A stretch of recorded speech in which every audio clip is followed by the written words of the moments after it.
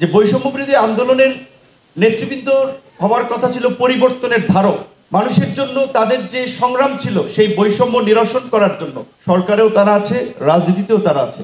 তাহলে পরিবর্তন না হওয়ার তো কোনো কারণ নাই। এই গণ অভ্যুত্থানের পরবর্তীতে আমরা ভেবেছিলাম যে আমরা প্রতিষ্ঠান না পুরো রাষ্ট্র ব্যবস্থাকে পুনর্গঠন করতে পারবো, কিন্তু গত 11 মাস যদি আমরা দেখি যে আমাদের কি কি পরিবর্তন হয়েছে, ম্যাক্সিমাম মানুষের মধ্যেই হতাশা এবং ক্ষোভ যে কিছু না হওয়ার।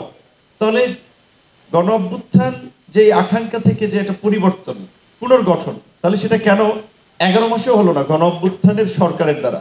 এবং সবচেয়ে বড় কথা যে রাজনৈতিক দলগুলোর দীর্ঘ 16 বছরের ধারাবাহিক লড়াই সংগ্রামে যেটা হয় নাই, এই জুলাইয়ের ছাত্র জনতা একেবারেই রাজনৈতিক দলের বাইরে থেকে তারা নেতৃত্ব দিয়ে পরিকল্পনা করে এক সফল গণ অভ্যুত্থান ঘটিয়েছে এবং তারা সরকার গঠন করেছে। সরকারেও তারা আছে, রাজনীতিতেও তারা আছে। তাহলে পরিবর্তন না হওয়ার তো কোনো কারণ নাই। আজকের এই আলোচনার চেয়ে আমার জন্য পলিসি লেভেল থেকে এগুলোকে আসলে প্রেসার করে করানো দরকার ছিল, যে আমরা যদি বেসিক পরিবর্তন বা সাধারণ মানুষের প্রত্যাশার জায়গা থেকে যদি দেখি যে কেন এই আন্দোলনে একজন পথশিশু, একজন রিক্সা চালক, একজন গার্মেন্টস কর্মী, একজন ফুটপাতের হকার, তারা কেন এই পুলিশের বন্দুকের নলের সামনে দিয়েছিল?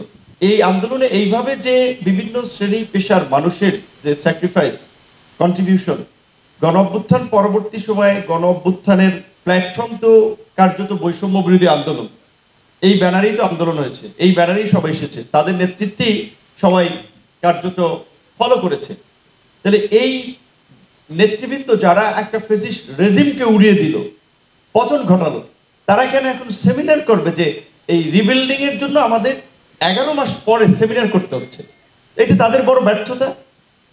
এবং তাহলে জুলাইয়ের সাথে তাদের আমি মনে করি যে প্রতারণা, কারণ তাদের কাছ থেকে মানুষ যেটা আশা করেছিল, আপনার টিএসসিতে দেখেছেন না, ফেনীর বন্যার পরে মানুষ, কারো মা মারা গেছে, তার একটা ব্যাংকে 100 টাকা 500 টাকার নোট রাখতো, সেই আবেগের টাকাগুলো দিয়ে গেছে এই ছাত্রদের ত্রাণের কার্যক্রমের জন্য। কারো পেনশনের টাকা উঠিয়ে তারা দিয়ে গেছে যে ছাত্রদের আপনার মাধ্যমে এই বন্যার্ত মানুষের পাশে দাঁড়ানোর জন্য।